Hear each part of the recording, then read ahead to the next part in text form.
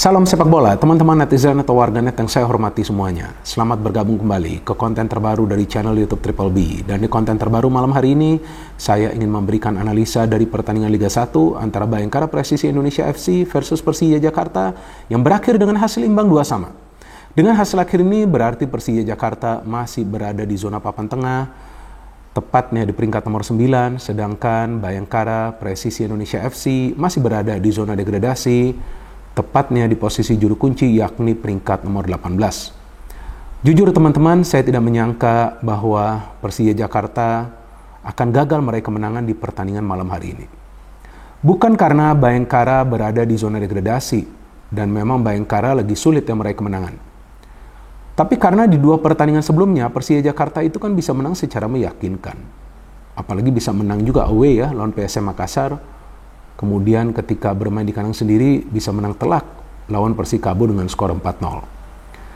Dan untuk pertandingan ini kan juga sebetulnya bermain di stadion yang sama yang biasa Persija main jika mereka bermain sebagai tim tuan rumah ya, atau statusnya sebagai tim tuan rumah. Tapi kita bisa melihat bahwa Persija Jakarta kehilangan sosok pemain yang kreatif di lini tengah mereka. Ya, kita sama-sama tahulah pemain tersebut adalah Witan Sulaiman yang memang dipinjamkan Persija Jakarta ke Bayangkara Presisi Indonesia FC. Dan saya mengatakan ini bukan karena Persija bermain imbang. Jika Persija menang pun, di konten ini saya akan menjelaskan bahwa memang Persija kehilangan Witan Sulaiman. Karena tampak jelas permainan dari Persija Jakarta itu terfokus untuk membangun serangan dari kedua sektor sayap. Mengandalkan dua wingback mereka yang sebetulnya nggak salah. Tapi ketika menyerang dari dua sektor tersebut saja, ya kan akan bisa kebaca permainan mereka. Walaupun Persija berhasil mencetak 2 gol, ya kan? Tapi poinnya kan bukan mencetak 2 gol, poinnya adalah gagal meraih kemenangan. Karena Persija harus konsisten meraih kemenangan untuk bisa menyelesaikan musim ini dengan berada di zona 4 besar supaya bisa nanti bermain di Championship Series. Kalau Persija mainnya seperti tadi, ya gak mungkin mereka akan bisa menyelesaikan musim ini dengan berada di top 4 zone. Jadi memang masalah dari Persija musim ini teman-teman, sebetulnya ada dua. Yang pertama, lemahnya lini pertahanan, karena jika teman-teman melihat untuk saat ini, total kemasukan gol dari Persija Jakarta hampir sama dengan total kemasukan gol Persija Jakarta secara keseluruhan musim lalu. Jadi jika musim lalu secara keseluruhan Persija Jakarta itu kemasukan total 27 gol, tapi setelah 20 pertandingan musim ini Persija Jakarta telah kemasukan total 25 gol. Nah ini kan sebuah sinyal yang sangat bahaya.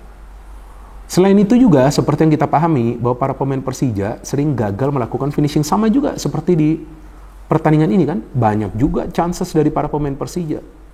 Jadi masalahnya ini ada dua. Dan memang ketika Witan masih membela Persija Jakarta ada juga sih pertandingan-pertandingan di saat Witan bermain tapi Persija gagal meraih kemenangan ya, ada juga yang Persija kalah. Tapi poinnya bukan soal rekam jejak dari Witan Sulaiman sebagai pemain dari Persija, tapi poinnya adalah dalam dua pertandingan sebelumnya Witan lagi on fire.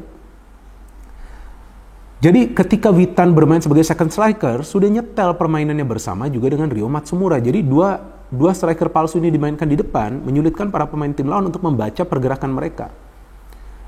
Dan sangat disayangkan di pertandingan tadi Almeida hanya bermain ya beberapa menit saja kan, nggak babak pertama saja kan nggak bermain full dia. Dan yang dimainkan adalah Aji Kusuma ya. Aji Kusuma bisa mencetak gol, tapi kan Almeida ini kan direkrut untuk bisa memberikan solusi dalam urusan mencetak gol bagi Persija Jakarta. Ternyata ya ini kita nggak tahu nih, mungkin dia cedera, tampaknya dia cedera, kan sayang juga nih. Dan Bayangkara Presisi Indonesia FC merekrut total 10 pemain loh teman-teman. 10 pemain loh. Selain Witan Sulaiman ada juga mantan pemain dari Persija Jakarta Oswaldo Hai yang hampir juga mencetak gol kan di match ini. 10 pemain mereka datangkan dan kita ngelihat sebetulnya permainan mereka solid loh. Solid di mana? Permainan mereka tuh solid sebetulnya di tengah. Mereka kuat banget di tengah, maka itu para pemain Persija Jakarta tuh di tengah agak sulit untuk bisa mengalirkan bola. Nah seandainya ada pemain yang bisa turun dari first line, ya dari striker turun sedikit ke tengah, jemput bola, nah itu yang bisa memberikan pressure kepada para pemain Bayangkara. Tapi saya nggak ngelihat ada pemain yang bisa turun ke second line. Aji kan bermainnya lebih lebar ya, lebih ke sayap ya. Almeida mainnya agak lama ya. Kemudian sangat disayangkan juga musim ini performa dari Rico kan lagi menurun ya. Jadi sulit juga untuk mengandalkan Rico Simanjuntak. Jadi disinilah masalah bagi Persija Jakarta ketika memang sistem permainan mereka sudah bisa dibaca oleh tim lawan. Maka itu walaupun Bayangkara tertinggal ya, tapi mereka tetap bisa menciptakan sejumlah peluang yang berbahaya. Dan memang Persija memulai pertandingan ini dengan high tempo. Bagus mereka bermain high tempo, ada pertukaran passing yang bagus ya. Kemudian mereka juga bisa menciptakan beberapa peluang yang berbahaya, tapi kan yang mencetak gol lebih dulu kan Bayangkara melalui Mati Mayer kan. Nah, bagaimana caranya mereka bisa mencetak gol? Umpan terobosan. Karena kalau saya ngelihat masalah bagi Persija di lini pertahanan adalah 3 center back ini jaraknya terlalu jauh. Jadi ketika jarak mereka terlalu jauh nih satu sama lainnya, nah itu umpan-umpan terobosan itu sangat berbahaya. Apalagi 2 wingback ini selalu lebih maju daripada ikut membantu pertahanan ketika ada para pemain dari tim lawan membangun serangan ke area pertahanan Persija. Nah, sehingga ketika umpan terobosan itu masuk, Mati Mayer enak banget dapat bola, tinggal angkat itu bola, dia bisa cetak gol. Dan sebelumnya pernah juga dicoba Cahaya Supriyadi, tetap bobol juga kan gawangnya. Nah, artinya masalahnya di lini pertahanan dari Persija nih masalahnya juga nih. Para pemain 3 center back itu gak kompak, siapapun yang bermain. Jadi saya tidak menyalahkan satu individu, siapapun gak kompak mereka. Dan Persija memang bisa fight back ya, dan kita ngelihat Persija juga butuh waktu untuk fight back, dan cukup bagus juga ya Thomas Doll melihat bahwa Rio Fahmi ini sulit untuk bisa memberikan crossing, karena kan permainan dari Persija kan mengandalkan permainan dari sayap ya dengan 2 wingback, sehingga masuk Donitri. Nah, Donitri langsung bisa memberikan perubahan dengan umpan-umpan yang tajam, yang memberikan umpan tajam, shooting dari Hanif bisa diblok, ternyata di sana ada Aji Kusuma. Bagus, sudah 1-1 Persija terus banyak kan peluang dari mereka, banyak juga umpan-umpan dari Donitri sebelum kemudian Rio Matsumura bisa mencetak gol. Ya, ini pembelian yang bagus dari Persija, pembelian yang bagus. Kalau nggak salah sudah total mencetak 7 gol ya. Walaupun deflected tuh, tampaknya terkena pemain dari Bayangkara, Dimas Pamungkas ya kalau nggak salah namanya ya. Tapi nggak tahu nih dikasih ke Rio atau dikasih ke Dimas, karena ada 2 informasi yang berbeda nih. Saya ngelihat ada 1 live score tulisannya Rio, 1 live score lagi tulisannya Dimas, tapi tampaknya akan dikasih ke Rio karena deflected itu. Ya jadi udah 2-1. Nah, Persija ini masih main dengan high tempo, masih coba untuk mencetak gol, tapi di tengah ini lagi-lagi kita ngelihat pressingnya ini kalah. Maka itu para pemain Bayangkara, apalagi ketika Dendi masuk, ketika ada juga Ragil masuk, ini kan tambahan striker ya. Nah, ini yang membuat para pemain Persija ini agak sulit untuk bisa menahan bola di tengah. Mereka mainnya cepat ke depan. Oke, gak masalah main cepat, tapi mulai sulit menciptakan peluang Persija. Tapi Bayangkara mainnya tuh dengan 1 sentuhan passing, ini yang berbahaya bagi mereka. Bagi pertahanan Persija, karena dengan 1 sentuhan passing mereka bisa lebih cepat mengalirkan bola ke ruang pertahanan dari Persija. Dan Bayangkara ini bermainnya dengan variasi serangan. Ketika umpan-umpan terobosan itu gagal, mereka banyak main crossing, dan akhirnya tuh crossing dari Dendi disambut oleh Ragil. Terlambat tuh Ferrari tampaknya. Sebelumnya tuh Kudela tampaknya terlambat untuk menutup ya passing dari Brandao kepada Mati Mayer.